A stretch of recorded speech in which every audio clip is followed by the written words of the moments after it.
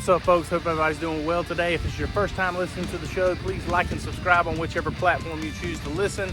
For the returning guests, welcome back. Keep those comments coming. We greatly appreciate it, and I assure you we read them.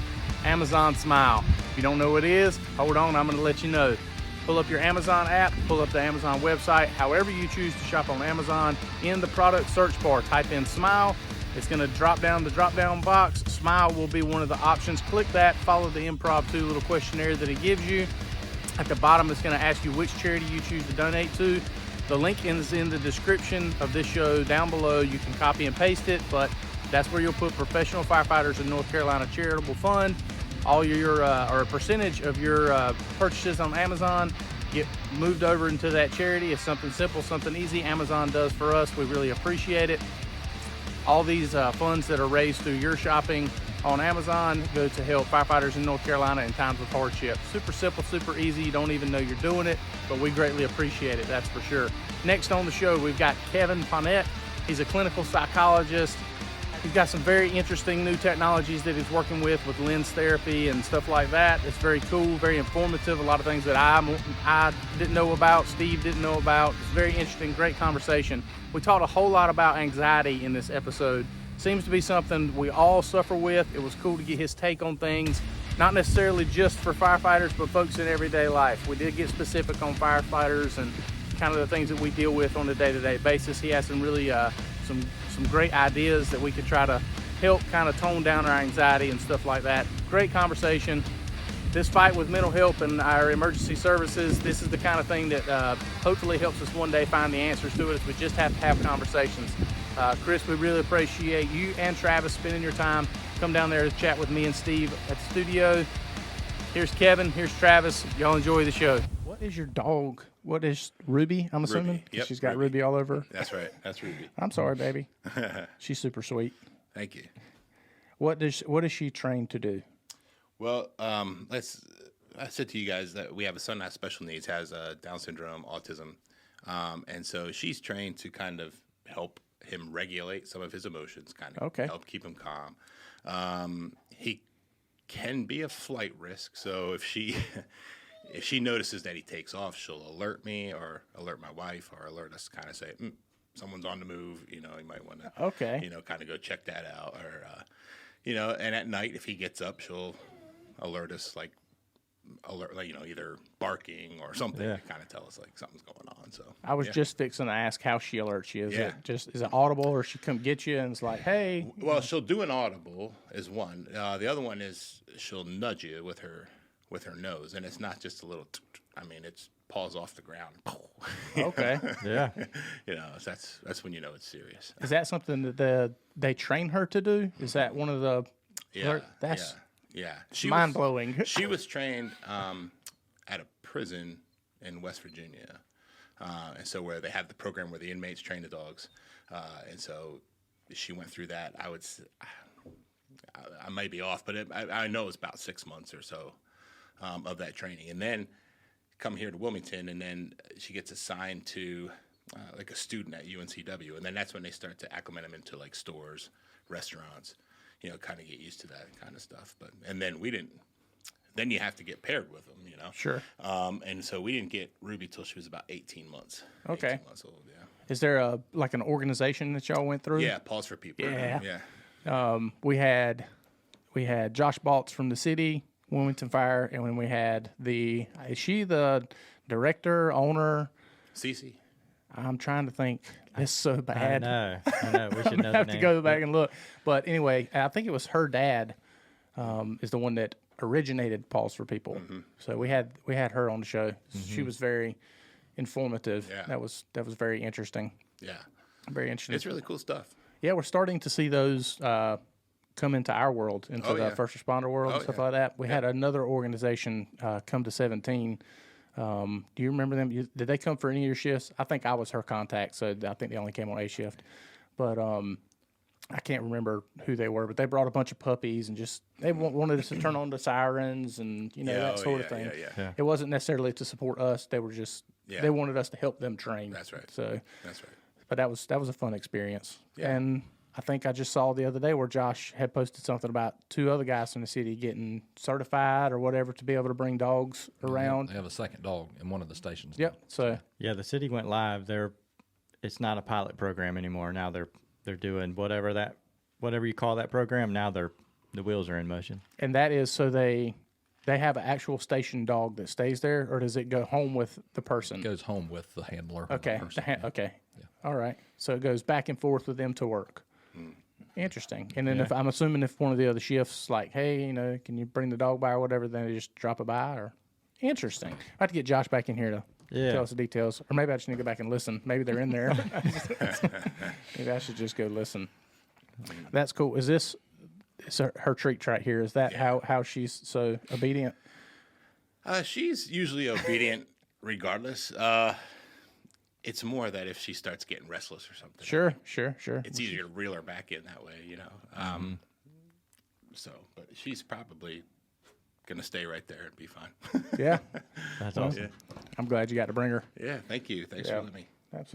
Absolutely. So, Chris, last name? It's Kevin. Kevin, sorry. No, yeah, right.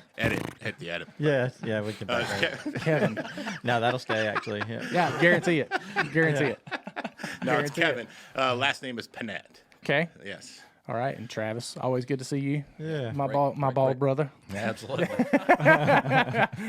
We'll always have that in common, sir. That's right.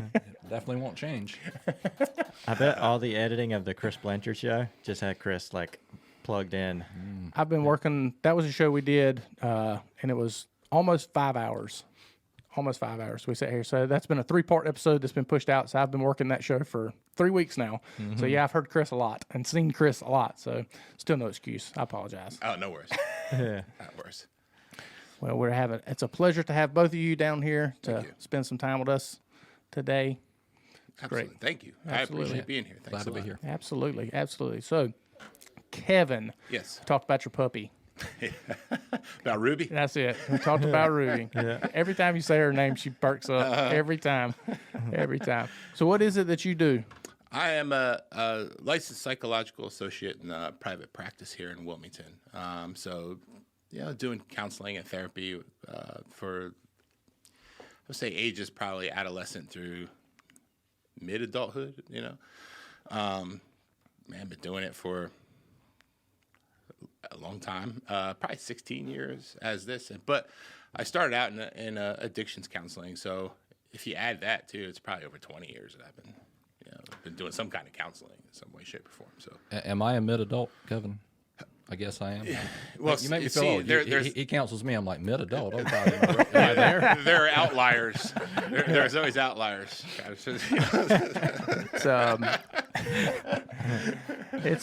We've had the conversation several times, myself and Steve, because mental health, mental wellness, that's all a big part of our fire service, career, our community.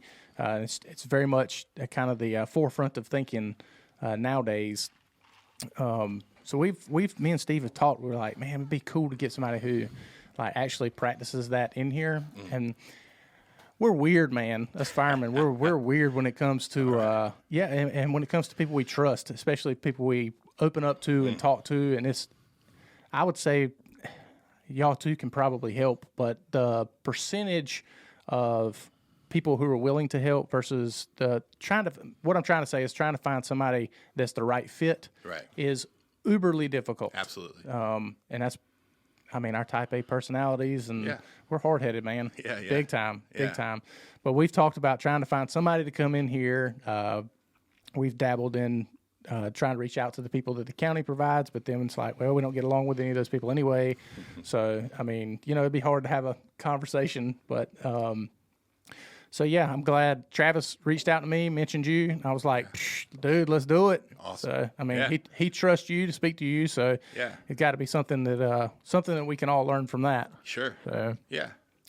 it's the addiction side of what you did prior to what you're doing now. Are there links and commonalities between, I guess, and my terminology and all this, my ability to articulate what's going on in my brain is going to be awful. No worries. But is there links in between that and kind of what you do now? Are there a lot of similarities?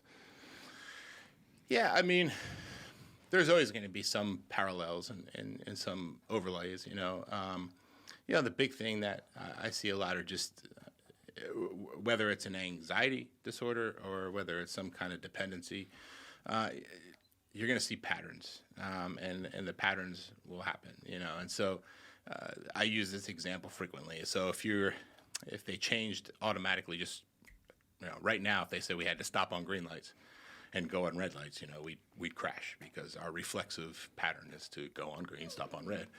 Well, you see with someone who has anxiety and they have certain patterns that they developed, and now you want them to drastically change. Well, that's like, stopping on green and going on red. And the same is true with any kind of chemical dependency also. It's like you're trying to make that drastic change, and that's not the reflexive pattern, And so it's a matter of learning how to establish, the new patterns and then stay consistent with those new patterns. And so a lot of times, and it's just my style, I'm not saying this is right, I'm not saying this is wrong, but I like to look at changing those behaviors as more of a symptom, not necessarily a goal, right? So it's like if a person says they want to quit drinking, well, that's fine, but now you're focused on not drinking, so now you're focused on the thing that you want to quit, so it almost creates more of a hyper-focus, where it's like, let's look at it as a symptom of changing this behavior, changing that behavior, and then we stay consistent with those behaviors, and as a result, drinking cuts back or eventually ceases. Like if someone wants to lose 25 pounds, well, that's a symptom of diet and exercise. Diet and exercise is your goal. The symptom is losing the 25 pounds. So I know it's long and winded, but it's like that's no, it's not. That's perfect. The parallels you see. I mean, whether it be depression, whether it be anxiety, dependency, there's some kind of, for lack of a better word, I'll say maladaptive pattern that gets developed and becomes reflexive. It's just automatic. Yeah. What's an example of a anxiety pattern? Well, of course, the easier one is like someone who has obsessive compulsive disorder, right? Because there's going to be rituals, they're going to do things in threes or something along that line. But anxiety in general, what's interesting is patterns will happen through reinforcement, right? Well, if we're thinking about anxiety, well, how is that reinforcing everything? Well, the best way I could point that out is how many of the things we worry about actually happen? Not much, right? So if I'm worrying about something and then it doesn't happen, well, that sends a message to the brain. So, well, now I almost feel compelled that I have to worry about this because if I don't, then that's when something bad's going to happen. So the mere fact of worrying about something and it not happening is reinforcing the anxiety to a degree, if that makes sense. Right. Yeah. So Makes total sense. yeah. Yeah. Yeah. So it just continues to create that pattern and it rolls, right? Yeah. Do you have a general percentage of what you think the normal person, just the people wandering the planet, do you think we all have a sense or a piece of anxiety somewhere? Oh, yeah. Okay. Of course. Yeah. Is it 100% every person? Yeah. Yeah. Okay. I mean, there's nothing wrong with that. I remember in grad school, a psychopathology class, the first class that I remember the professor saying, look, there's going to be a day you're going to walk out of this classroom going, oh, crap, because on any given day, you're going to be able to endorse something as far as the symptoms, whether it be one or two symptoms of depression. Now, I don't have all 8 or 10 of them, or same thing with anxiety, but I'm going to walk out of there one day saying, oh, yeah, I could check that box. Yeah. But not enough for it to claim that I have the disorder or anything like that. So, yeah, that's why I'd say like 100%, I'm sure. It's like we're going to experience that, and even if it's not life stress, right?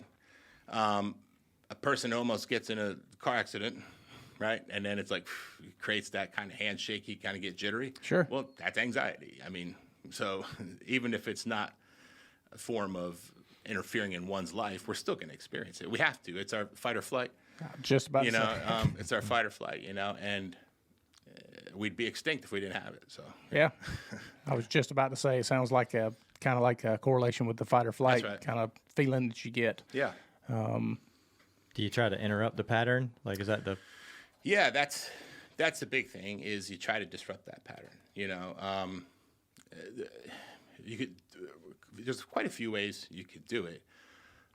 One is you're trying to challenge their thought process. And so I'll say to people, for instance, like anxiety is based on fear, and I say fear is an emotion that's always irrational, and that sounds weird, but if you think of all the emotions we have, fear is the only one that's based on things that have yet to happen. So the whole emotion is nothing but prediction, right?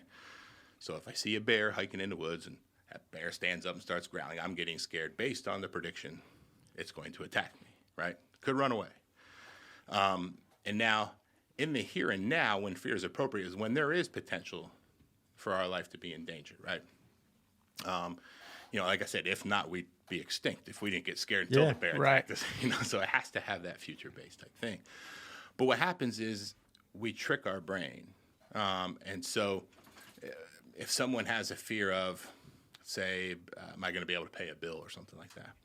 Well, if they can't pay the bill, is their life in jeopardy? No, right? And so going back to the bear thing, if the bear runs away and I get the cue that I'm safe, my anxiety will come back down. Well, if I pay the bill or if I don't pay the bill, my life's not in jeopardy. So if my life's not in jeopardy, how's it going to get the cue that it's safe when it was never really in harm in the first place? Yeah. Right?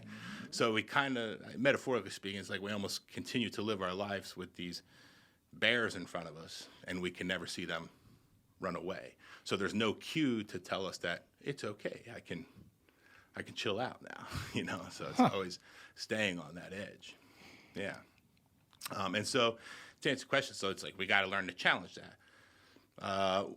An example of that would be I'm going to take their prediction, whatever that prediction is, say, okay, you're on a stand in front of a jury, and now you have to prove to the jury that your prediction's going to happen. What evidence do you have? Right? More times than not, there's no evidence. And so I wouldn't want to be convicted of a crime if there's no evidence, but allowing myself to freak out about all this and there's no evidence, essentially that's what you're doing. It's like you're having a rational conversation about something that's irrational. So you're trying to bring it down. That's right, because a lie unchallenged becomes the truth. If no one's ever challenges that thought process, it's going to become your truth. You're going to live through that. You're going to become that thought pattern, right? Yeah, absolutely. That makes a lot of sense. It does. I wonder how you transition in the middle of the irrational part. Mm-hmm. Having a rational conversation makes perfect sense, and you're like, "Oh yeah, I'd love to." It just taking that step. Yeah, I mean, it's like you got to get to that point.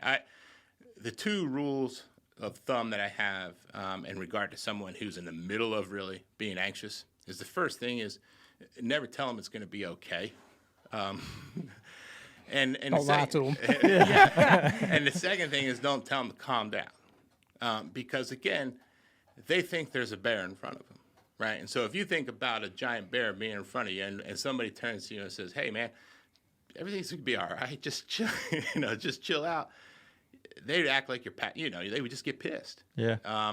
And so that's what happens when we try to do that with someone. So what I encourage people to do is looking more into what can we do to distract from it at that point in time. And then once we can get a distraction, then we can start working on challenging the thoughts or relaxation or calming techniques or something along that line. But I got to get that focus off of that first. Otherwise it's no matter what I try to throw at them, there's always going to be some kind of, in their mind, even though it's irrational, there's going to be some kind of rationalization for that anxiety that they're going through. Keven, can you talk about lens therapy a little bit? And I've been seeing Keven since 2015, I believe. Yeah. Lens therapy really helps with pattern interrupt, I think is the Yeah, right term. it kind of resets patterns and pathways. And so, it kind of... I don't mean to interrupt you. Is LENS an acronym? Yeah, for low energy neurofeedback. Okay. And they're having, just a side note, my sister's a speech therapist, and they're having success using lens therapy to get people that have lost their speech after a stroke to be able to speak again. Mm-hmm. And to be able to use their, he can give you the details, but like people that can't move their left arm after a stroke go through lens therapy and they regain use of their left arm. Yeah. Huh. So it's really cool stuff. Oh, it's really cool stuff. I mean, it's like Travis saying, we're trying to reset pathways, and so it's going to go off, the EEG activity that's going on in a person's brain. So if I map someone's brain and kind of take a look at where the higher energy levels are, of course, that's going to tell me that's that side of the brain or that area of the brain is where the brain is working the hardest. And so the purpose of the neurofeedback is try to get that all balanced. So it's not the best way that I can explain it is, I apologize for my meathead example here. Is like, so if you're bench pressing, right? He's in the right room. I'm about to say you gotta take into consideration your audience, brother. That's perfect, man. But if I'm bench pressing and I'm getting to that point where it's like I'm about to give out, of course it's going to want to put more weight in my dominant hand and try to take on more of that, and the brain does some similar stuff with that. Whichever side of my brain is most dominant, that's what's going to take on most of the energy. Now, as a result of that, for instance, if more energy gets taken on in the right hemisphere, that can cause some issues with anxiety. If it's on the left hemisphere, that could be depression. If it's, so there's so many ways that those imbalances can create some of that depressive or anxiety type stuff. So lens comes in. When we use lens, I tell people it sends a pulse. It's not ECT. Like when I do it, you're not gonna piss yourself, forget who you are for 30 minutes out. or anything. So it's not like that. Hence the name low energy. So it's not. You don't like feel that. it at all. I've never felt it. Maybe he turns it up with other people. Yeah, yeah. Unless I just pour water over the keys or something. Now we're talking. But in theory, what I'm sending is the perfect amplitude and the perfect frequency, right? So if I have the sensor, say here in your frontal lobe, and say your amplitudes and stuff are low there, and then what I'm sending, the brain's going to train to go up to what I'm sending. If it's too high, the brain will train. So the pulse itself is not doing the change. The brain is still doing the work. Not the pulse, where ECT, the pulse is doing the work. It's that's what's resetting. And that's why with lens, you're going to have better longer term outcomes because, again, the brain's doing the training, the brain's doing the work. With ECT, you have good short term, but this research can show that sometimes long term, not so much. And that's just because it's being forced through with the shock, and then the brain's going to reset. Doesn't necessarily mean that it changed the pathway at all. That stuff. I didn't know ECT existed either. Yeah, it still does. They do it here. Yeah. Is the lens therapy? Do you have to be in an anxious moment? No. And then apply it, and it's kind of working that way, or is it? No. It just. So how does? So when I first was referred to Keven, I was diagnosed with bipolar disorder. The psychiatrist referred me to Keven, and the first 10 appointments, I sit down on this chair, he plugs me up with these electrodes, and I sit there, and you sit there for a minute and a half, he does his little thing, you take a 20-second break, he moves it, you sit there for another minute and a half. After 2 or 3 appointments, I remember sitting there, and I'm like, hey, Keven, so when are we going to talk? like, I'm effed up, that's why I'm here. When are we going to talk and figure this out?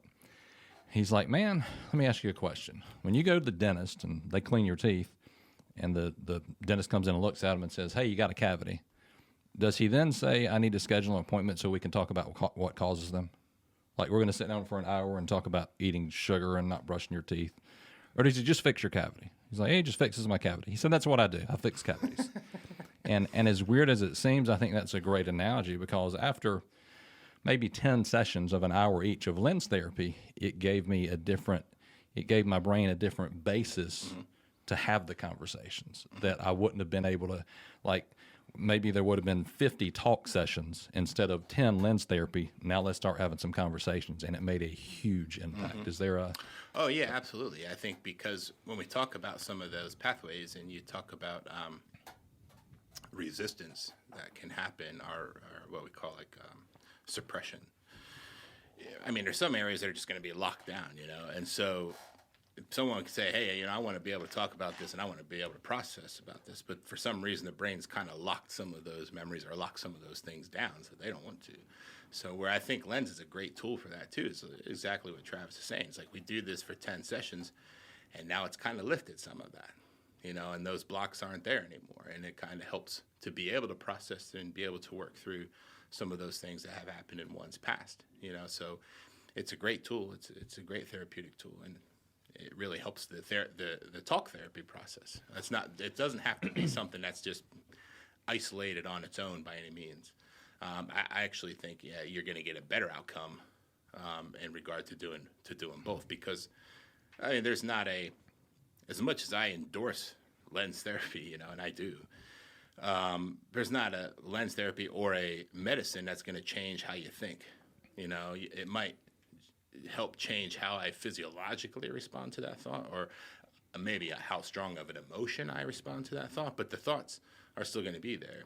So I could do all these things and I could feel better, but if I don't change that thought process over time, I'm just going to regress back to what I was anyway, So you have to have that pairing. I have to get to a point where it's like, okay, I'm feeling good about feeling better emotionally and physically, but now I could start working on challenging those thoughts, because that's where the longevity of it, the maintenance of it, is really going to come into play. Travis, was that a control thing? Like we talked about trust. Like, you have to trust the person that we're coming to see. For you, was that why you even asked that question? Was you were needing some sort of control, or was that? I think it was just a basis in the past. I mean, before being diagnosed with bipolar, I'd seen numerous counselors, and you normally come, so tell me about your life, tell me, like, you talk. And Keven, it's like literally the first time, what's up, man, how are you? So have a seat. We're going to do a brain map. Here's what it is. He explains it. He does it. And then like, all right, man, well, I know what's going on now, so we'll come back in 2 days or whatever, and we'll start the therapy. So I'm kind of my expectation is, all right, we're going to talk. And then we don't. And I'm like, the first few times, I think I'm just like, okay. And then I was eventually like, when are we fixing the problem, dude? Yeah. And the weird thing is, my wife, Sue and I talked, and she's like, even without talking to Keven, the lens therapy, she said she could see noticeable differences in the way that I was behaving or acting. Yeah, absolutely. Yeah, you can see that transformation. I think that's really cool. You can see that transformation, and it's like of course, people will go into it as like it's going to be this magical thing, and it's like, and I tell them, look, just like medicine, this might not work for everybody. And so I'll always phrase it by saying, do you notice anything that's different? Not what's better, because typically what we want to be better is the last layer of that onion to be peeled, because we've been dealing with that for how long, right? Right. So it's like, what's different? And I remember the person saying, I don't notice anything that's different. And I was like, okay. And then as I was going through, we were talking about, their weekend or something. And they said, well, I read a book this weekend. And I was like, well, when's the last time you read? I can't remember the last time I read a book.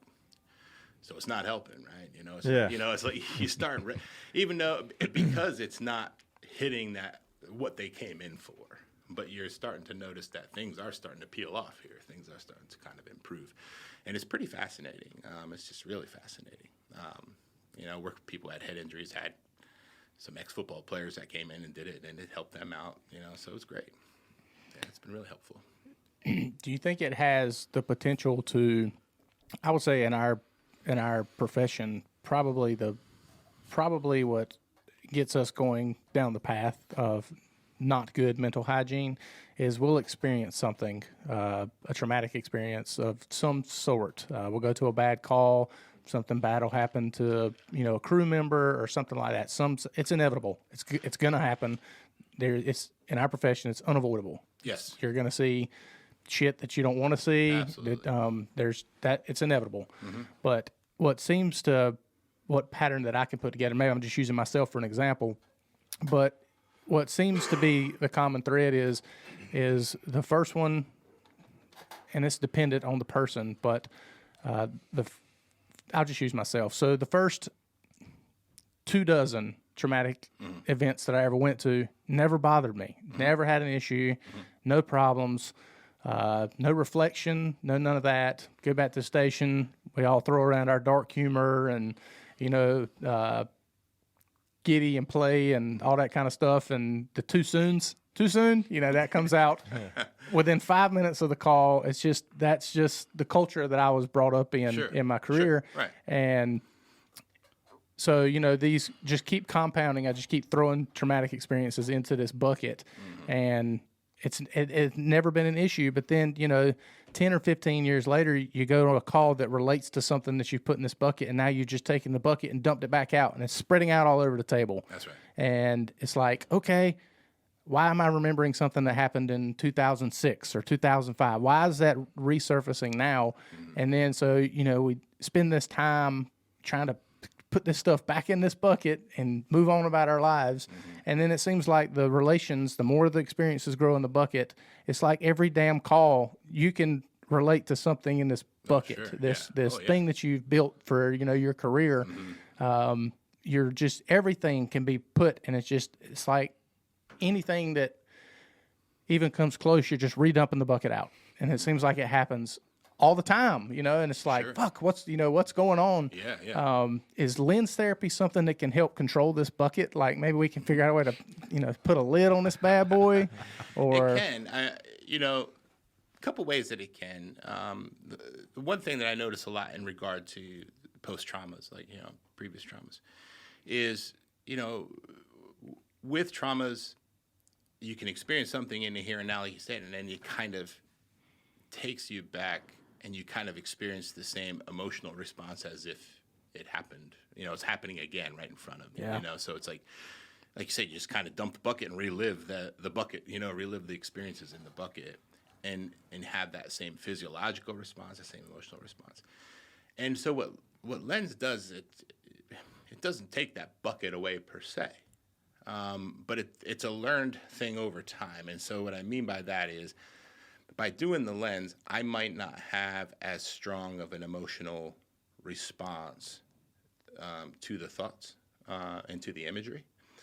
And so now what happens is the learned process will start to happen is, because again, like I said, it's a weird type of reinforcement that when I have those thoughts, there's this automatic anxious response, right? So there's a learned pattern there.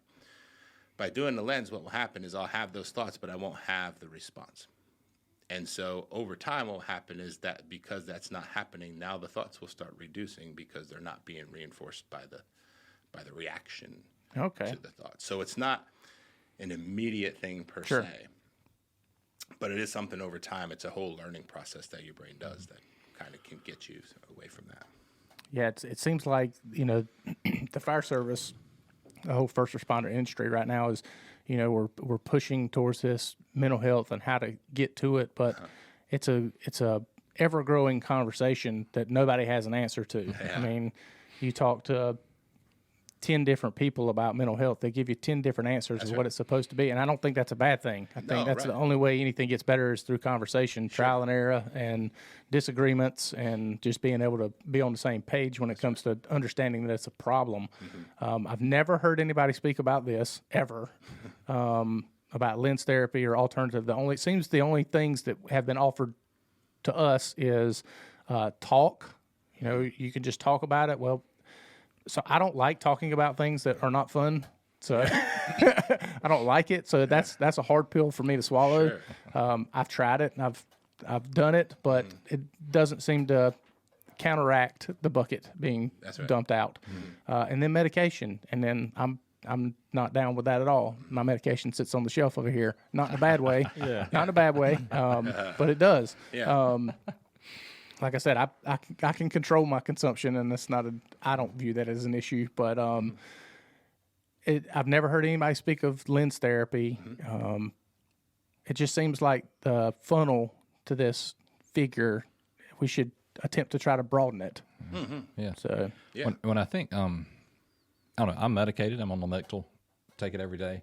I don't say that like in a proud way, but I do think that's a stigma that society in general has. Like, oh my God, you're going to say you have a mental disorder? Like, do we walk around like, oh my God, are you really going to admit you have cancer? Are you going to tell people that? No, like that, but with a mental disorder, like that happens. So medication is necessary for some people. It will be for me for the rest of my life. And if I had diabetes, it would be like that just it is what it is. But then talk therapy too. And Keven, like I said, I've known him for 7 years. It's not like this happened day one, but conversation we had a few years back probably helped me deal with traumatic stuff that we see better than anything I've ever done before.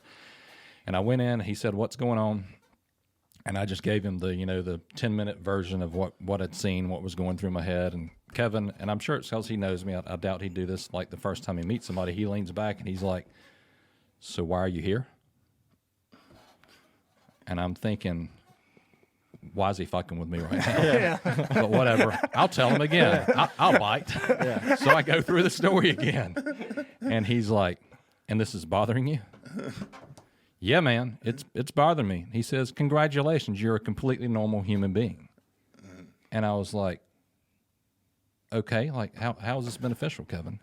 And he said, well, if you just told me that story and said it's not bothering you, I would have you committed to a mental institution because you're a sociopath. But since it bothers you, That's powerful, though, dude. you need to realize that you're normal. Right. And when we talked, I mean, it was, however long we talked about it, but when he told me, like, hey, when this happens, it's a normal human response. That's right. And other stuff I've seen since then, I see through that lens. And it's like, it's normal for me to feel shitty right now, and it's okay, and I have permission, and I get it done. Instead of being, oh my God, I can't believe I'm always thinking about this. And then what am I doing? I'm getting anxiety because, oh my God, I'm always thinking about this. And that's the focus. Right. And now it's just, not that it's perfect, but that helped me immensely, Keven. Well, it thanks. really did. Thank you. I mean, and to just go with this point too, it's like, first and foremost, it's like I can on paper understand your jobs, right? Sure. Right. Psychologically, we are not wired to run into burning buildings. We're just not, right? So it's just, it always blows my mind, But just to go with Travis's point, it's like, yeah, we're going to feel those things. Yeah, that's a good sign. It means you have morals, you have values, you that's a good thing. But I also think it's, what will also allow them to kind of hang around sometimes is this internal struggle we'll get in with ourselves. It's like, man, I've been doing this for 15 years. I shouldn't be feeling this way. That stuff shouldn't be bothering me. It shouldn't be, you know what I mean? It's just like, well, or then the unfair comparisons. Well, this dude doesn't bother him or blah, blah, blah, whatever. All those things kind of go on and they kind of happen. So we kind of get, put in these little societal traps as far as, I shouldn't be feeling it or it shouldn't be happening. I should be able to manage this or handle it and all that kind of stuff. But at the end of the day, yeah, we're all humans, and you see stuff like that. Yeah, it should bother us a little bit. It's okay. It's okay. Very accurate. The whole, you should be able to handle this. That's Sure. right. Oh yeah. Yep. Yeah. Like your calloused brain and your calloused soul. That comes with time. That's what you know what I'm saying. That's the probably not so much now as as this becomes more and more important. But I mean, 10, 15 years ago, that's the way it was. It's your calluses grow with the time in the services, and before long, you don't have compassion for shit anymore. That's right. No, right, exactly. And it's, I remember we're talking about PTSD. Excuse me, but I remember one of the big things I learned, which goes back to like what I said to Travis, is a lot of times when PTSD is going to kind of grow, it's usually because of a lack of validation. And now that either means lack of validation from my peers or supports, or just lack of validation myself, right? So if I experience, and where we first, I don't want to say first, but where you really start to see it is, people fought in Vietnam and they come back and they're faced with protesters. You know what I mean? So it's like, I just went through all this and now I'm not getting any validation for, it kind of makes that stick even more. There's something wrong with me, what I do, And so if we look at in the here and now, you guys, it's like if I experience something and I'm telling myself I shouldn't be feeling this way, well, you're not validating and allowing yourself to be okay with experiencing that. And so the more you go through without any validation of your thoughts, the more I'm going to get the what's wrong with me thing going on, and it's just builds and builds and builds and builds, where it's like, no, the mere fact that you are bothered by it, there's nothing wrong with you. It's quite the opposite. It's quite the opposite. So it's a big thing. And so that's why when I do it with Travis, it's like, yeah, it's a good thing you're not a sociopath. That's great. Yeah, congratulations. Yeah. Congratulations. Appreciate you spending your 10 minutes. Give me my $300 and get the hell out of here. Yeah. But it's perfect. And I think we live in so much, and I would be the same way. Don't get me wrong. It's like if the problem's big, the solution's got to be bigger. And it's like, if I say it once a day, I probably say it more than once a day. But in your search for the profound, don't overlook the obvious. You know, it's like we're going to look past over so many things thinking it's got to be this monumental thing that's going to change it or fix it, you know, all that. And usually it's like right in front of us, you know. Welcome to the fire service. Shoosh. Welcome. God.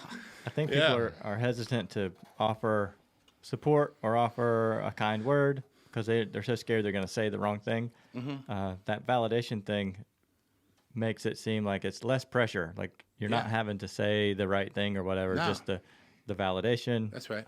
Like those guys coming back from Vietnam, if they had just been met with kindness, that probably would have. Yeah, changed a lot. I'm not saying it's going to take care of all of it. Right.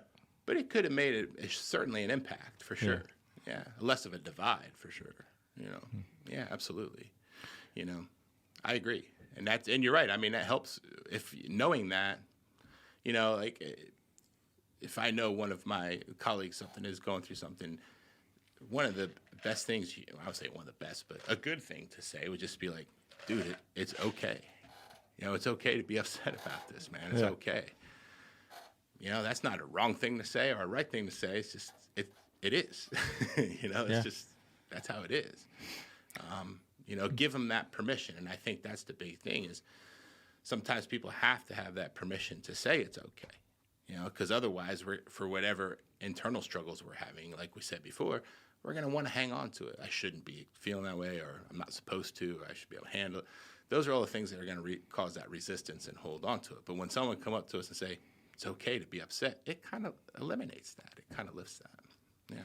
Do you think on the front side, so if you get a certain dispatch or you get a certain phone call with information, you automatically ramp up a little bit. And so maybe that acknowledgement like, all right, this is probably going to be just like one of the other ones. I wonder if if it would help to filter just with the knowledge of knowing that I'm going to see something, I'm going to react to it, and it's expected and normal. And that's okay. Yeah. Yeah. And it's also like, you know, the goal versus expectations. Like my goal is to respond to this call. You know, if I go in with the expectation saying I'm not going to be bothered by anything or something like that, then that now all of a sudden I'm focused on that. Right. You know what I mean? Right. And you just increases the likelihood of being bothered by it, you know. So it's what's my goal going on this call versus what are my expectations going on this call? Yeah. It makes a lot of sense. What makes PTSD a disorder? PTSD, I think, is a buzzword now. And a lot of what you're kind of describing seems to me, have you ever heard of just PTS, post-traumatic stress? That would be a description of what you just... Right. Well, I'm feeling this way, and you're echoing it by saying, or you're rebuttaling, saying, that's normal. Yeah. To me, that's PTS. You're having post-traumatic stress. That's a completely human response. What makes it a disorder? Or is that just, like I said, just a buzzword? It is. A lot of it has to do with the length of time that you're still experiencing the symptoms. You know, off the top of my head, I want to say 6 months. That if I'm still having flashbacks about a certain thing or nightmares about a certain thing, I have what's called like a hyperstartle, and that's still happening 6 months after the traumatic event. You know, that's where I think it crosses over into that threshold of being considered a post-traumatic stress disorder. With the example that I gave you with the redistributing of the bad shit that you experienced based off of one, is that the same thing? Is revisiting it pretty much, or? Yeah, pretty much, and that's just thing because every person's different, and I think but just like everything else too, it's like there's a lot of people that have anxiety that don't wind up in an office like mine or be medicated for that instance because they've been able to figure out how to manage it and not allow it to impact their life significantly. But they'll be the first to say that they have anxiety, you know. And the same could be true with someone because post-traumatic stress disorder is an anxiety disorder, you know. So, you know, there's some people that may experience it, but they're still able to navigate through life and able to manage it, you know, without any significant disruptions to their everyday life or those kinds of things. So it's like they walk amongst us, you know. It's, Sure. Yeah. You know, but there's some, unfortunately, that they haven't been able to develop those skills or haven't been able to do that, and it just, you know, that's the path that it shapes out for them, and they need some some restructuring. You know, so, yeah. What are some behaviors that might be a self-reflection? Like, if I'm riding down the road listening to this show right now, and I get ready to hear this list of things, like if you're punching random strangers in the throat, that might be a bad sign. Like, That's is there indications, you know, like things in your life that don't belong but are normal to you now? Like, is there? Does my question make sense? Yeah. So, yeah, like you said, I mean, and it's extreme, like my, you know, extreme road rage or, you know, something like that. Yeah. I mean, anger is always going to be a big one that you're going to see. Difficulty with sleep is going to be a big thing you're going to see. And I said before that, hyper startle, you know, one of the best things, and this is my interpretation of it, so I'm going to do my best to kind of explain this, but I had a person explain it to me as like a stoplight, where it's like green is complete relaxation. Red is 100% like hypervigilance, right? And the yellow, of course, somewhere in between. So the example that I use of that is if I go to a movie, right, a person who does not have PTSD or something will be able to scan and recognize where the exit signs are, be able to store that, and still focus and enjoy the movie, right? So they're in the yellow, right? So I can know the threat, to know the possibilities, but I could store it and I can watch the movie. And again, I'm embellishing this, but someone with PTSD, they're constantly looking at those exits, regardless of the movie. So they might only catch a little bit of the movie and not really be able to focus on all of it because they got to keep paying attention to those exits, or paying attention to things that are going on. You know, if where I'm sitting, if it's packed, or is it what's going on behind me, or, you know, that kind of stuff. It just gives them a very difficult time in public situations to really relax. You know, they really have to be vigilant as far as what's going on and what's happening. You know, so that's one of the big things that I see a lot of times. It's just that aspect of it. Yeah. I get that. Yeah, absolutely. I think too, asking, as hard as this is, sometimes if we're down a path, we don't even realize it because we took such small steps to get there. But asking someone we're close to, whether it's our wife, husband, whoever it is that's close to us, what is it like to live with me? Because those people that have been with us for our whole life or for 10 years, if we give them the freedom to answer honestly, they may be able to show us, well, over the past 3 years, you've been going down this path that you're not aware of. Like, here's what it was like to live with you. Here's what it is now. And I think that could help us be aware if there's stuff lurking that we may be unaware of because of the tiny steps we've taken over a long amount of time. So. Yeah, absolutely. Yeah, absolutely. And the big thing is also recognizing one's, like, what vulnerabilities are. Okay, so where I would say, and again, this is just my educated guess with you guys, where I think you guys would be at a pretty high risk, let alone the obvious, is that you're running into burdened buildings and accidents and so on and so forth. That ain't dangerous. Right. Yeah. Just all the stuff that you're seeing, right? But what also plays the vulnerabilities is, like, say with you guys, I mean, if it's a busy night, how much sleep are you really getting? Right? You know, not much. You know? It doesn't even have to be busy. Right. To be honest with you. Right. I mean. Right. So there's not a lot of sleep going on. Now I'm getting called out. Now I'm experiencing. So whenever we're experiencing any kind of vulnerability, that makes us more susceptible to experiencing that. Like, I remember quite a years ago working with a veteran or something, and like he said, similar to what he said, like, seeing a lot of bad stuff. And there's one thing that happened that really wasn't that bad, you know, but that's the one that keeps him playing. And like later he was awake for more than 24 hours, got a package from his family, you know, that all had those vulnerabilities. And so when that happened, there wasn't a lot there to combat it, you know? And so I think that's a piece that kind of puts you guys at a higher risk too. Because again, not just what you're going to, you know, but those vulnerabilities that are happening around there too.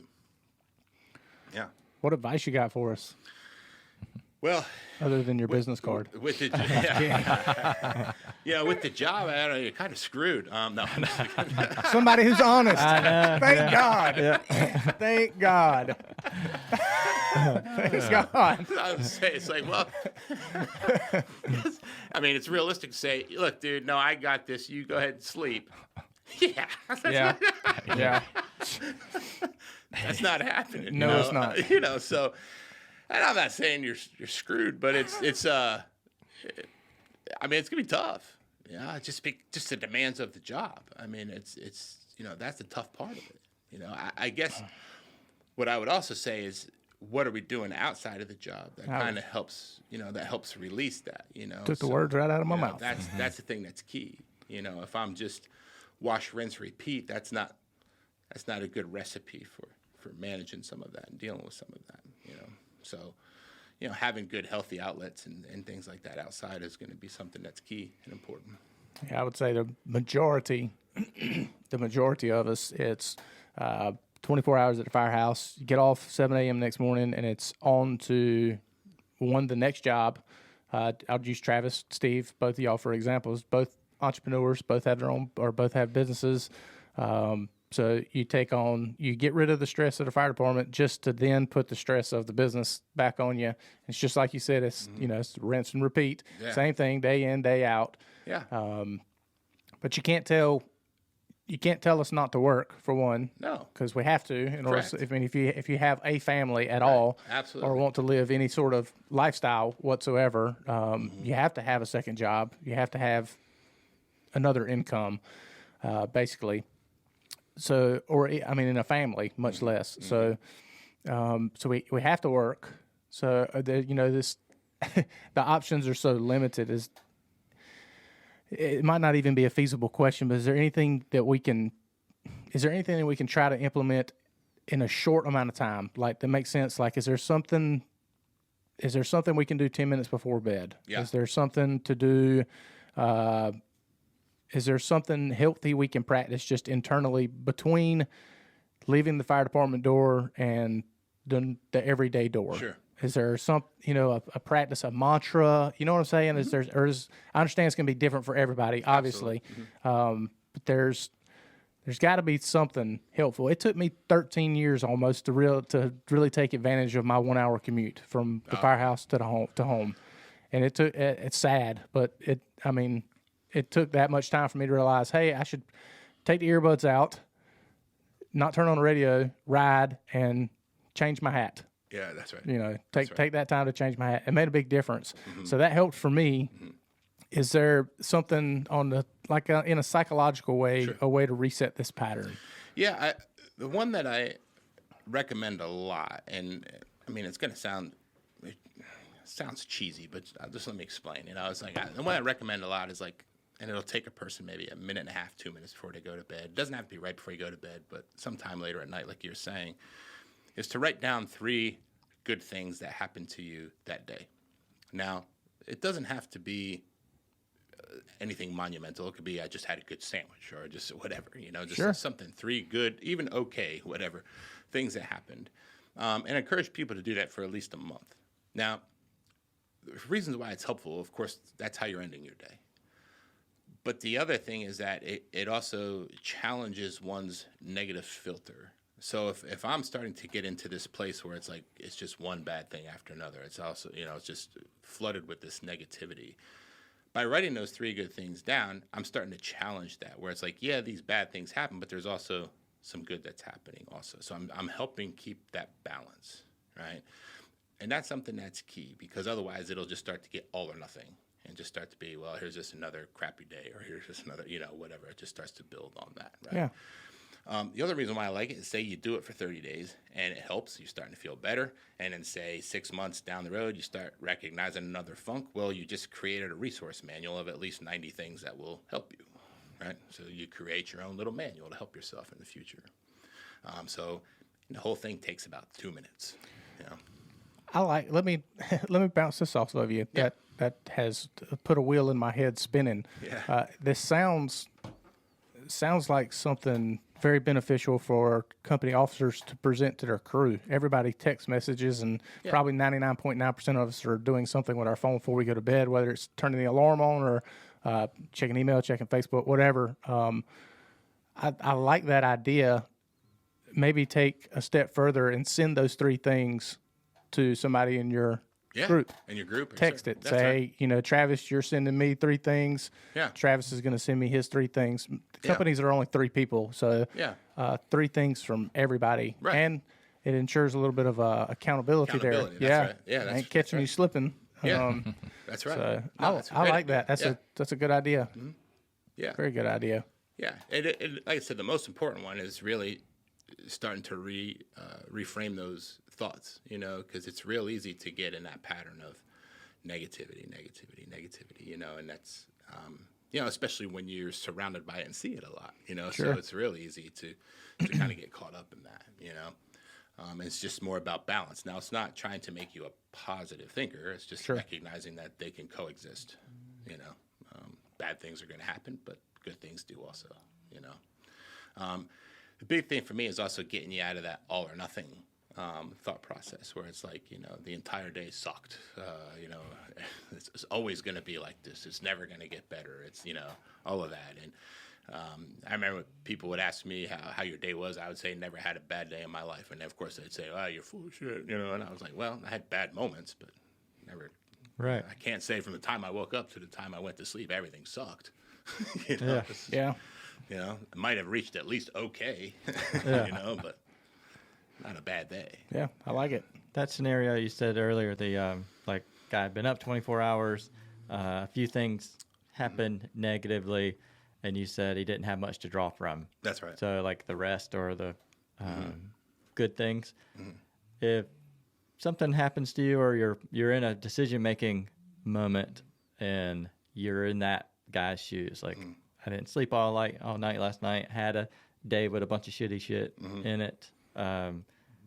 Is there something like that, that 90 seconds of writing down, like, is there a cheat code for maybe I shouldn't respond to this thing right this minute, like this too shall pass? We said that earlier before you got here. Do you have any advice for that moment? Like Well, and I think that's tough because, again, and when we're talking about you guys, it's like you're responding to a call, and it's like, again, if I'm with my team or my brothers, and I'm gonna say, you know what, man, I haven't slept a lot. I might need to sit this one out, or I might need to take it. right? Yes. It's not, that's not gonna go well, and nor should it, right? Yeah. I think it's more, and this is just the first thing I thought of, more recognizing, and I think focusing more on the trust of those you have around you, because what can happen in those moments is sometimes we can kind of get self-absorbed and say, I don't know if I'm going to be able to do it, However, I could challenge that by saying maybe not by yourself, but as a team, will you be able to do it, right? And so that's where I might have to rely maybe a little heavier on my team, where I might just say, look, I might not be able to handle this, but I could do this, and just be able to be vulnerable in those situations and kind of reach out to the team and focus more on the trust of the team versus I got to try to plow through this. I got to try to, make this happen, or those kinds of things. That's easier said than done, because I know sometimes you just have to respond, you have to react, and everybody has their, things that they're assigned to and probably have to do. But, there's exceptions to rules sometimes, Yeah, sure. Healthy to have trust and rely on others. That's right. And I think that's where, if I'm looking at all these things, when I look at trauma, it's more what I went through, what happened to me, what I'm experiencing, and if I could make it an outside looking in where it's like I'm with my team, sometimes I could take some of that away, I think. Yeah. I've always been in the belief that, because the fire department and our jobs, we're special in our careers, that it doesn't consume like our Monday through Sunday or our Monday through Friday. We have the ability to have so much more of a life outside of the fire department. Yeah. And I have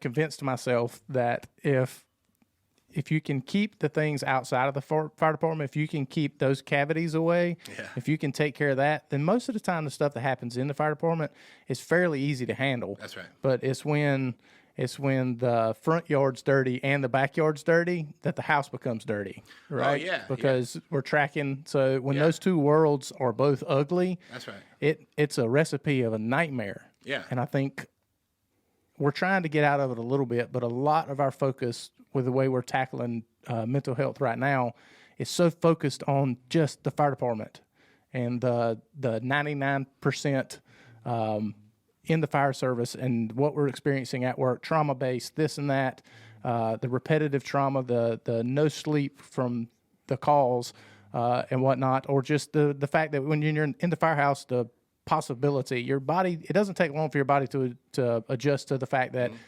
even if we don't have a call, I'm not going to sleep because it's like this, and we're expected to, respond and be at our highest level immediately. It's hard to recover from that and be at ease when you're sleeping in the bed that causes that.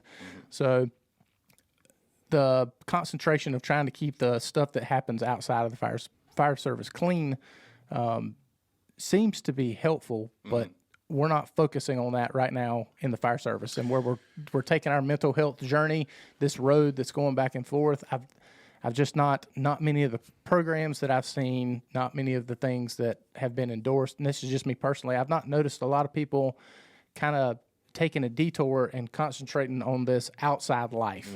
They want to focus on the fire department because it's the shiny coin. It's the fire department's the reason you're fucked up. Well, maybe it's not.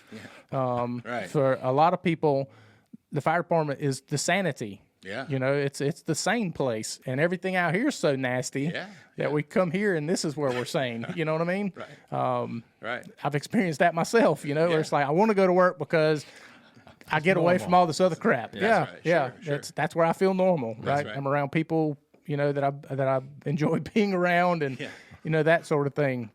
So that's where I think I commend and charge folks like you and stuff like that to, really, I don't want to say reach out because it's not your job to reach out. It's our job to reach out to you. But I commend you for being available to, to being, to listening to folks like that, especially for Travis and things like that. Yeah.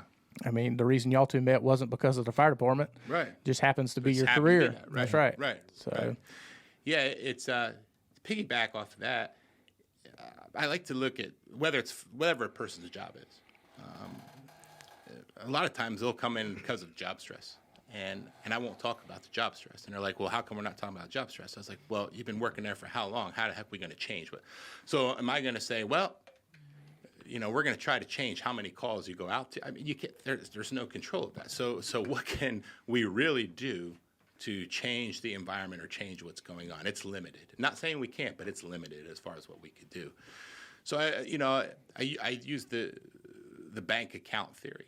Like if I keep writing checks and I don't have money in my account, I'm gonna bounce my checks, and there's gonna be crisis and there's gonna be problems. And so when we're at home, that's when I got to start putting money in my metaphoric bank account. So then when I go to work and I got to write checks, I got stuff to cover my check. I like that. That's a good analogy. Because if I don't do that, I'm an overdraft. And now I just got to go on overdraft, and that never goes well because now I did that. Now when I go home, now I'm playing catch up as opposed to budgeting, shall we say, or maintaining something. Yeah, we've talked about that before. It seems like there's not enough focus on the victory stories. Right. There's a lot of focuses on the negative, suicide in our career. I mean, suicide gets everybody turned up and everybody's, focused on the suicide part. But when somebody defeats that, it's like a good story in the news media nowadays. You just don't hear anything about it. Right. Because, violence is news. Violence is what, bad stuff is what everybody wants to hear.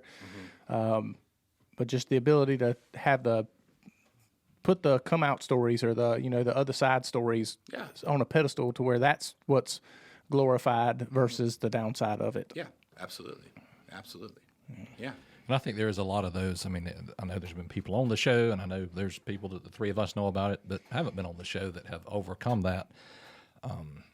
And I know without those people wanting to tell it, you don't want to force somebody, but that's Right. kind of why I'm just like, I have a mental disorder. I don't care. I'm trying, I would like to break the stigma in life, not just in the fire service, that like we all have our shit and it's fine. We all, like Kevin said, everybody has anxiety, right? It's not just this select few over here that thinks they're the only ones. We all have it to some extent. And just to normalize that so that people are willing, when they're struggling, to realize, hey, I'm struggling with these thoughts. And wow, there's probably half the people in this room that are having the same thoughts right now, and that's okay. And that creates a freedom to move forward in that instead of a dark corner that I'm in by myself. But I do wish the positive could be celebrated way more. It's just without twisting somebody's arm and saying you have to tell your story, which isn't healthy either. So, No, right. so I agree. That's probably, what do you think causes that? Where people is just an admitted thing where they just don't want to talk about it, or Talk about good or bad for that matter? no, the good. The good? Yeah, the good. Well, It's because embarrassing, maybe. like Yeah, the overcoming, is that what Yeah, you mean? absolutely. there's probably a lot of possibilities. I mean, I think that's one of them. Like you said, I think another thing is that's the expectation. Like you think about like, so if someone's suicidal, what's your job? Is your job's to not help them do it, right? Sure. Yeah. You know, your job's to help prevent it. So then you prevent it. Well, I did my job. That's the job title.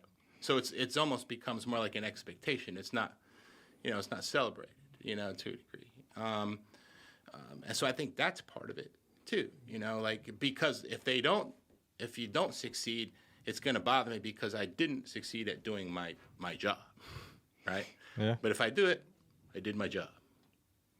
You know, and so you're only given one side that's going to get attention. Yeah. Right. You know what I mean? You're not giving the other side any glory. Yeah, I would say glory, but you know what I'm saying. You know, Sure. The feeling of achievement, or you know, and so I think that's part of it too. It's just that expectation. That's what I'm supposed to do. I think we should get everybody in his profession, in his career field and whatnot. They should get like gold stars when you have somebody that when you do your job correctly, you get a gold star. Yeah. You know, like the Comanche used to wear the ears of their enemy around their neck. Yeah. So you know you're doing your Yelp search and whatnot, and he's like, oh, he's got 75 stars. I'm going to him. Yeah. You know? Oh, goodness. Right. That'd be great. It seems plausible. Yeah. But yeah, does that make sense though? You know what I mean? Absolutely. Yeah, Yeah, absolutely. It's Yeah, I don't know how to make that. I don't know how to make that feeling be normal and make people excited about it. You know what I mean? That'd be really neat. yeah.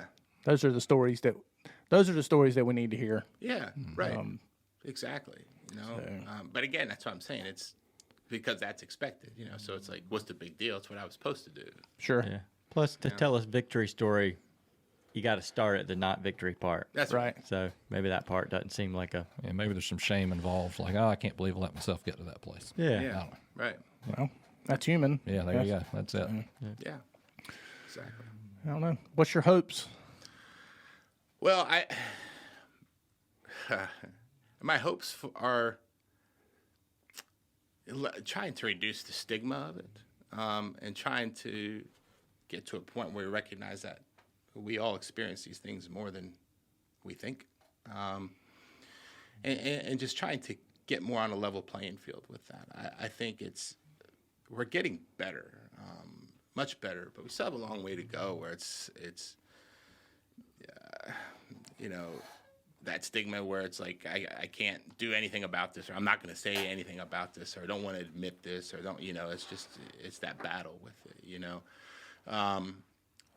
Yeah, I think if we could just get better at saying, like, it's okay, man, you know, it's all right. It doesn't make you any weaker. It doesn't make you anything like that. I mean, there's plenty of people I know that I see that are being treated for something, and they're kicking ass. I mean, there's nothing, you know. Yeah, there's sure. nothing- It doesn't make a person any weaker by any means.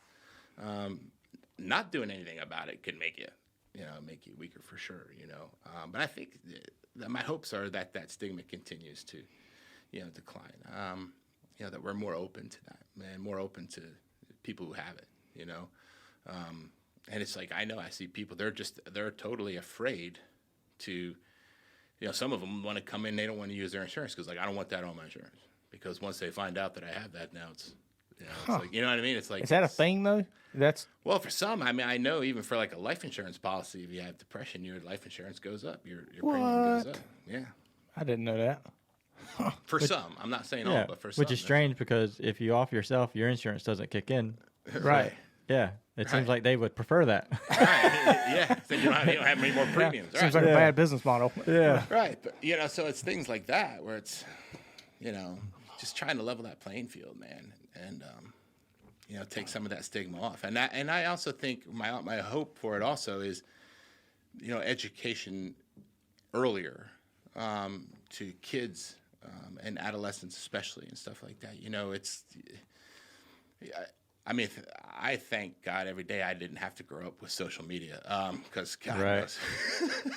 It's like I could do something and eventually a lot of people are going to find out. I mean, you do something now and within seconds, hundreds of people or thousands of people find out about it, But I think that's the big thing too is can we get to a point to educate kids more about depression, educate kids more about anxiety, educate kids, and educate them that it's okay to talk about these things and it's okay to reach out to certain people because I think that's the vulnerable time and that's the critical period that we're just missing the boat there. I think in some ways too.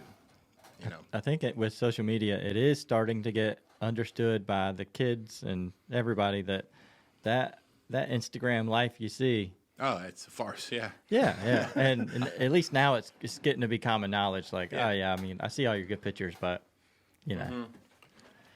that's not the See norm. behind that, right? Yeah, We see behind that, Yeah. right.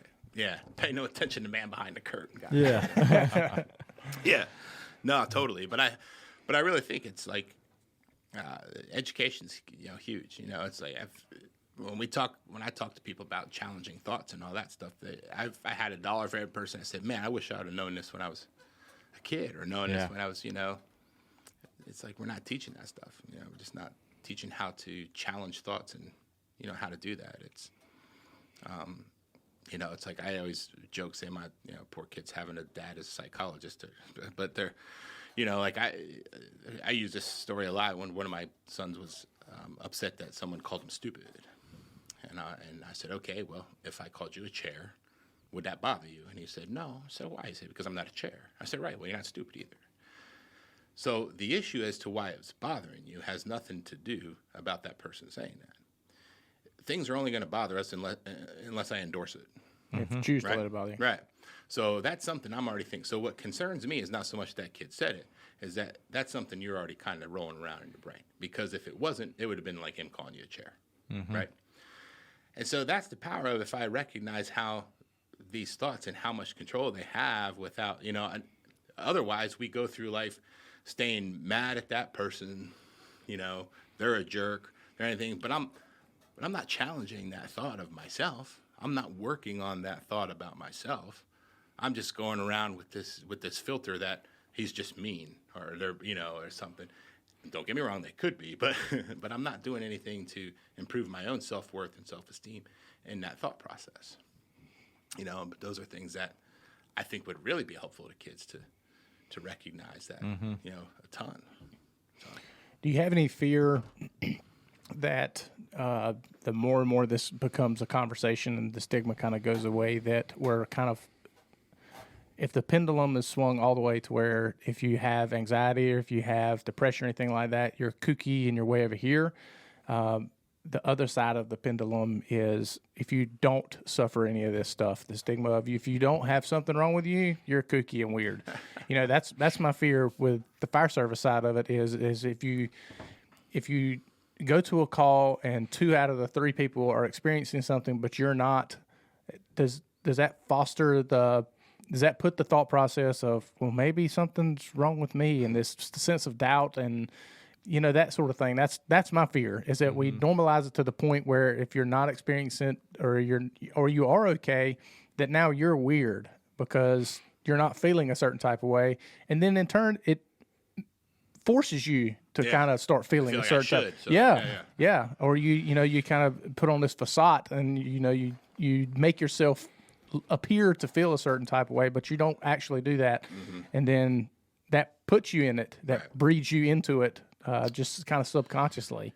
Yeah, I mean, I think that's a possibility. And again, in my opinion, I relate it to people that I see that maybe have lost a loved one or something like that, and one of the things they'll say is at the funeral and all that stuff, they weren't really emotional, and that bothers them that they weren't, because it's a person that's really close to them. And everybody's going to grieve differently. Does it mean it doesn't bother you? No. It could have been you were just emotionally drained at that point in time, didn't even have the energy to go there. Sure. Sure, Now talk to me a week later, see what happens, or or something Right. like that. Just because it's not happening right at that moment doesn't mean you're not going to experience it. A, and B, if you don't, it doesn't mean that you don't care that there's anything wrong with you. Because we could easily flip that scenario you're talking about, that someone else could be the one out of the three, Sure. and on any given day. And it's just, I think that's some of what I think is interesting about psychology, and on the flip side, also frustrating about it. There's no, here's the path, here's, if this is going to happen, so that means that's going to happen, that's going to happen. It's not like that at all. And so, where 3 different calls are going to affect 3 different people 3 different ways. And that's okay. That's okay. But it doesn't mean there's anything wrong with you, because like I said, the next call can completely affect you and nobody else, and that's going to happen, and that's okay. That's totally okay. But I get what you're saying, though. I think that we can start to lead towards, I'm not thinking, what's wrong with me? Is there something wrong with me? No? Because you also have to dissect that and look at that, too. The mere fact that you're recognizing that and seeing that tells me there is nothing wrong with you, because you understand that what took place was pretty serious. Right. Yeah. You know what I mean? Sure. And I would be more concerned being like, what the heck's wrong with them? Yeah. Yeah. I'm with you. Yeah. You know what I I'm with mean? I'm with you. I've got another question. Yeah, absolutely. So we talked about lens therapy. Have you experienced or had any plans or been around any of the new kind of ways they're working on psychological disorders, or I say disorders, I don't think they're always all disorders, no, but right. that's just, like I said, the buzzword. With what they're doing with like Schedule 1 narcotic stuff, have you I've read some research, and I listened to a lot of podcasts and stuff like that with people who have gone, have had these treatments, psychedelics, ayahuasca, all these kind of things, and it seems to be helping. Yes. Have you had any experiences with any of that stuff? Yeah. Where I was prior to going to private practice, they use a medicine called Spravato, which is like the ketamine Okay, yeah. kind of thing. And a lot of great results all people get. A lot of great results from that. I was explained to me, it's like similar to lens. In theory, it's like it's just trying to create new pathways, right? Okay. Now, of course, because it's a medicine, it's going to happen immediately. Yeah. So you're going to see results a heck of a lot quicker. So from what I've seen, it's helped. Now, I haven't seen the longitude, like the long-term results. I'm just seeing what's happening in the short 1 to 3 months that a person or whatever's doing it. And in that time frame, I've seen it really help. But again, I can't answer for how are those people doing beyond that. Was there a regression that happens, or did it stick, or something like that? But in that short term, And that's basically just because people haven't been playing long with it enough for that long. You're right, to test it. Okay. So but what I've seen so far, it's been helpful. Yeah. I mean, again, if it's done in a regulated, Of course, sure, of course. Somebody just says, I think I'm gonna try to do this on my own. That could be a little dangerous. Yeah, it could probably be problematic. I imagine. Yeah. Step into this rocket ship. Yeah. Yeah. So yeah, but I've seen it be helpful. Yeah. Yeah. I'm just interested to see where that. I'm interested to see where that all goes. Because I don't know. I don't know if it's my weird way of thinking and all that kind of stuff, but it seems everything I've read and stuff, it seems seems viable for our Absolutely. profession. It is. It And seems- it's been well researched and well studied. So it's not. Yeah, they're not. Somebody's not just throwing a dart. You know, Yeah. I mean, they've taken the time to really look at it, and it's gotten some pretty good results. Cool. Yeah, and I'm sure there's going to be more and more stuff. I mean, you got to remember with psychology, it's one of the newer sciences Sure. that are out there. So there's still a lot of growth. You know, that's going to come along for sure. You know, and I'm excited for that. You know, to see what stuff comes along. But yeah, I mean, that really works. It does. Yeah.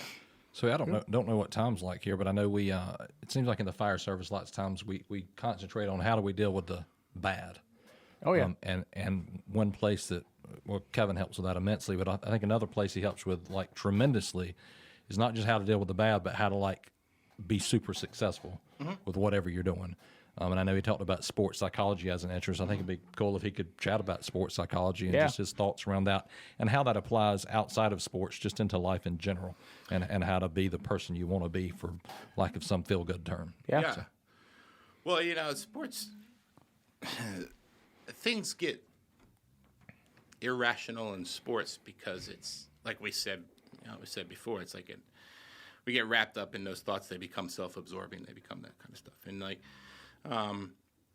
for instance, I remember not too long ago, one of my boys saying, you know, it's going to be a pressure situation. And of course, my response to him is like, well, no, being homeless is pressure. You know, going up to hit with the bases loaded is really not pressure. You know, but we'll respond as if, right? And so the big thing, and not to bore you with this stuff, but I find it fascinating, is remember the study that was done about athletes who do well under pressure versus the ones who choke under pressure, right? Right. And so it talks about two different states of anxiety. So the first one is that they talk about is the threat state, right? Now the threat state is kind of like what I talked to you about before. We see the bear, there's a threat, here comes the anxiety. And in that moment, my goal is to try to avoid any of the negative consequence. So I'm trying to avoid that bear from attacking me, right? So if a person playing sports is in a threat state, they're going to try to avoid any negative outcome, right? So if I'm playing basketball and it's getting towards the end, they give me the ball, I'm quick passing it to somebody else, right? I'm saying, you take the shot. I'm trying to avoid the embarrassment of missing it, right? Right. Yeah. Guilty. Then you have the athletes who put themselves into a challenge state. And they're looking at whatever the situation is. This is something that's a challenge. This is something that's going to get them better.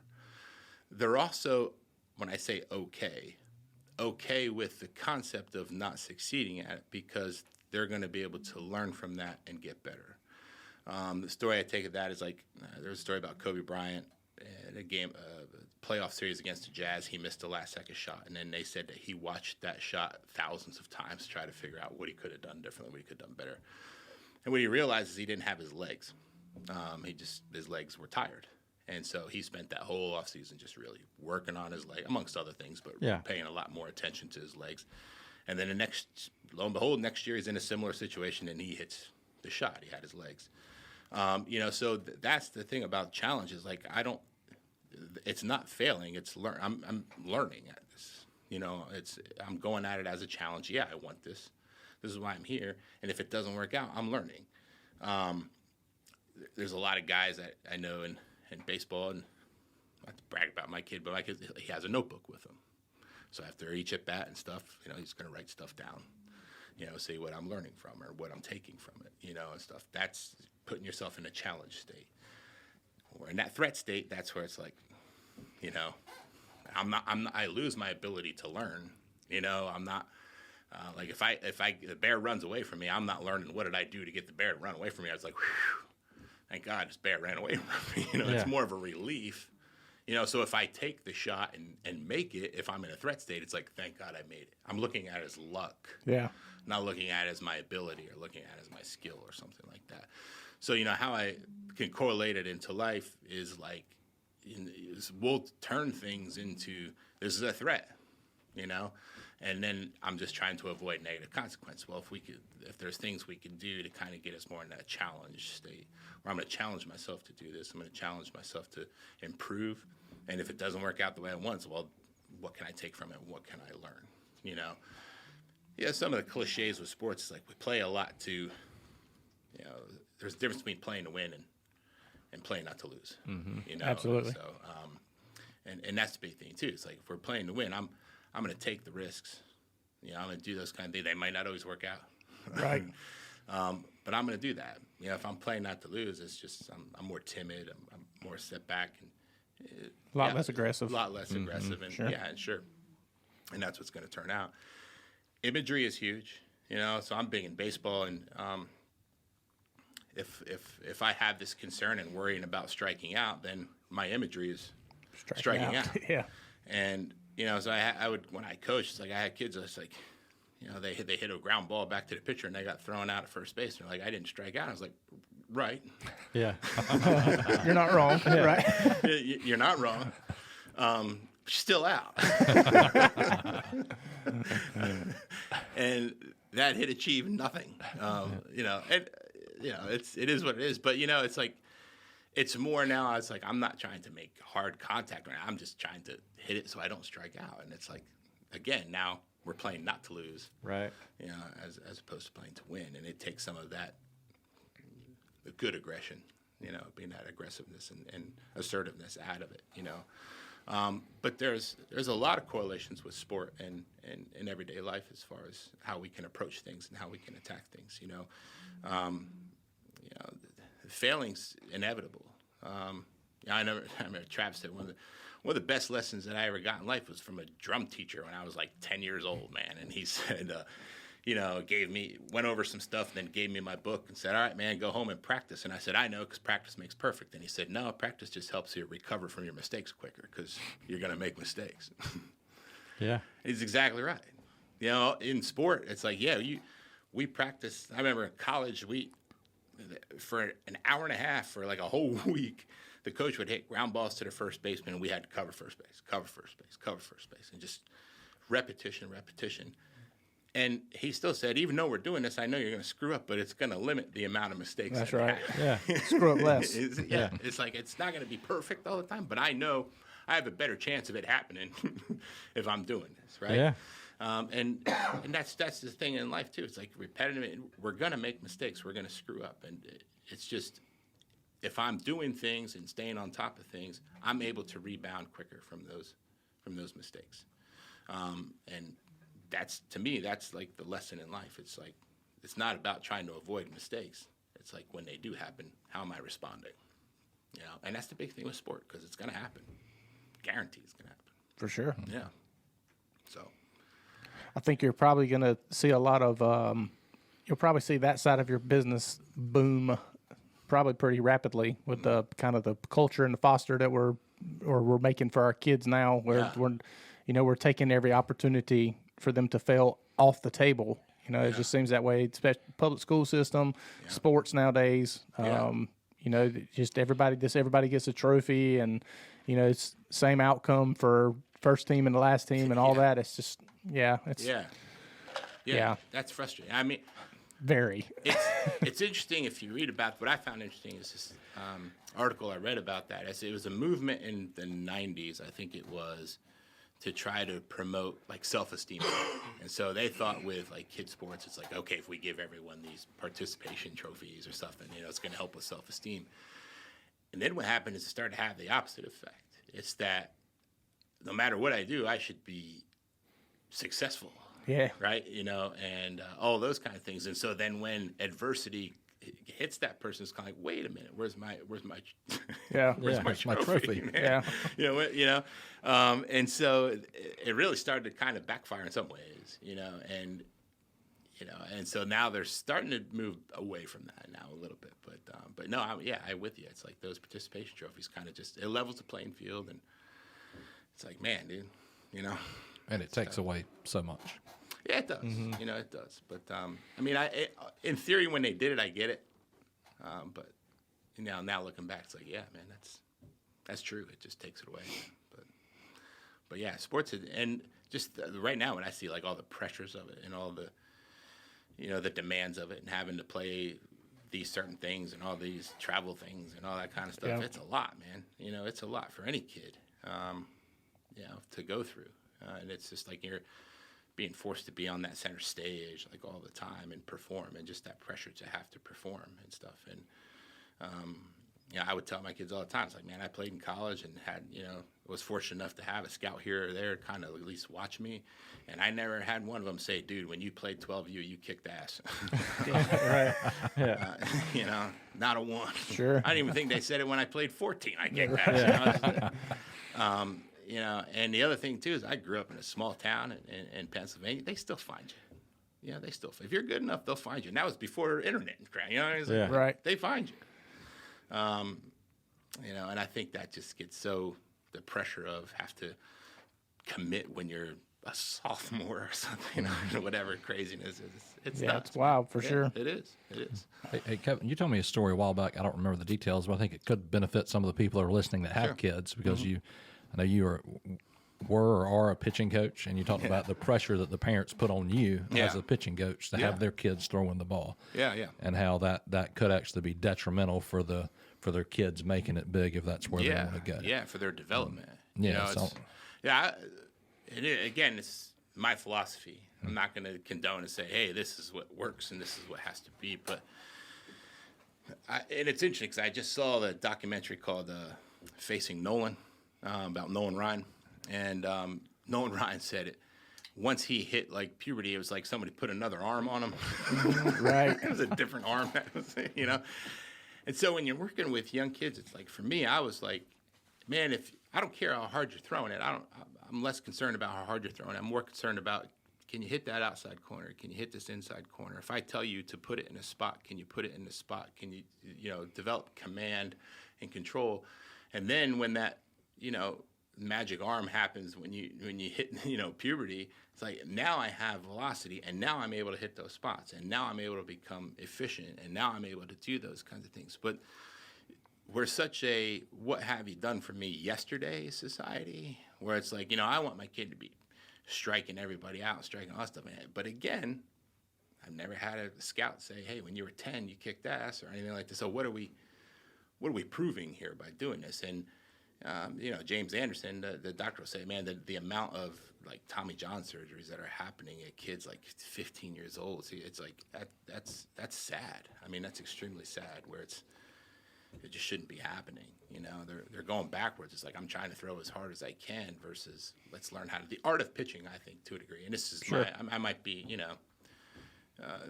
the OG here are like, just being a grumpy old man, but it's like, the art of pitching, I think, is gone. It's just a matter of, can I throw it hard?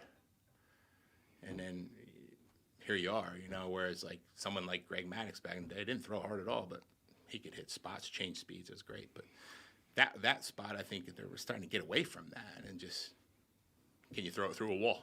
And I think that just does a lot to a person's psyche and, just in general, physically, big time, of course. That's the big thing. So, yeah. Yeah. Absolutely. Do you feel the parallel in that with firefighting? Yes. Just be good at the basics. That's right. Yeah. Yep. Yeah. Yep. That's right.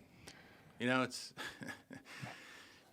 master this, man. And it's like. There's a lot of pressure to be a superstar, and nobody needs you to be a superstar when you're in. Just get the basics. Yeah. Get the job done. Do what you got to do. Right. Yeah. Exactly. Yeah. Exactly. It's like because that pressure we put on ourselves, then it's like you increase the likelihood of mistakes happening when you're doing that, and then just the whole self-deprecating thing when it does happen, those mistakes, like, oh, I stink, I'm no good, I'm just, it's like, gosh, no, man, and it goes back to I think I said to you earlier, it's like I got to trust my team, so that I know that if I do make a mistake, they got me, man, they got me, where if I just keep that whole, I got to do this, then when you make the mistake, then the whole failure of it's on your.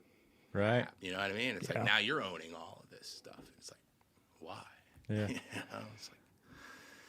It's like, it's a lot, man. And that's the thing with sports. It's just hard to. There's so much garbage outside and stuff that goes on. It's tough to keep a clear mind when you're doing that, man. Sure. Kids especially, man. And it's changed a lot. It's changed a lot. Yeah. Well, Kevin, it's been a pleasure. Where can people find you? People can find me. The address is 4006 Oleander Drive, Suite 103, and it's Wilmington. and the zip is 28403. Okay. Do y'all have a website and social media, all that good stuff? Or? Not yet. Working Okay. on that because it's still early in the transition. Sure. So be patient with me. I do have a phone number though. Of course, That's fine. It's that early. Yeah, I've got it. And Okay. then And he's behind Flamin' Amy's just Yeah, right. I got you. Yeah, for reference, yeah. behind And I'll Flaming make Age. sure I get that address again from Yeah. Travis, and I'll put it in show notes and all that kind of stuff. Or I can not. It's up to you. No, yeah. Yeah. no, You want, it depends on if you want people lined up at your door or not. yeah, no, that's fine. That's fine. That's fine. Yeah, absolutely. Okay. All right. Well, we'll put it on there. Travis, always good to see you. Yeah, good to see you guys. Absolutely. Thank you for being gracious Thank with you. your time, Yes, sir. thank you. Thank you guys for having me. Appreciate Absolutely. It. Yeah. All right. Thanks, Steve. Kev. Yeah.